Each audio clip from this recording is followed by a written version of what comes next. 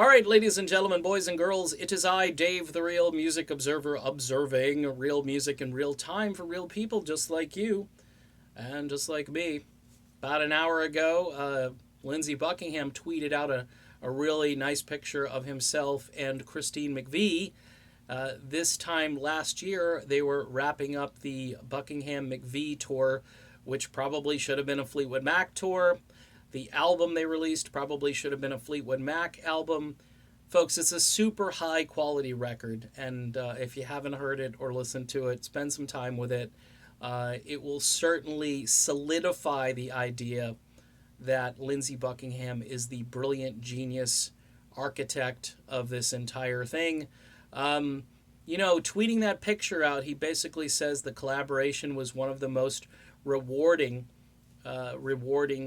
he's ever had. And that is speaking volumes to the other band members at this time, especially one in particular who was always butting heads.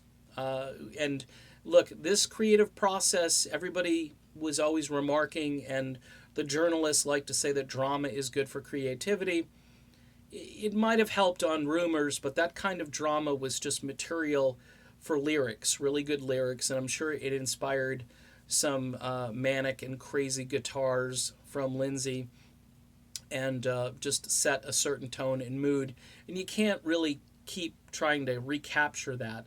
But what you can actually do is write decent songs and then work with somebody who can add to those songs, who can make suggestions and do it in a civil manner.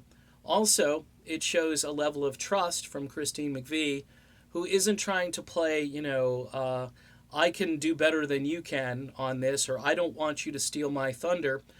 There was humility, there was respect in the room, and that album was a labor of love between those two artists. And quite honestly, you had John McVie there, and you had Mick Fleetwood there as well. So it's essentially a Fleetwood Mac record without somebody who we've been talking a lot about. This is a bit of a dig. To post this is basically saying we had this great tour, we collaborated. Look, Lindsey Buckingham, like I said earlier today, he's got kind of a broken heart with this. It's not all peaches and cream. He probably wishes this solo tour, even though he's been, out there with the fans and really delivering live, and he's kind of got something to prove to everybody that he is that guy. He is the architect genius who created all this, and his live performances really speak to that.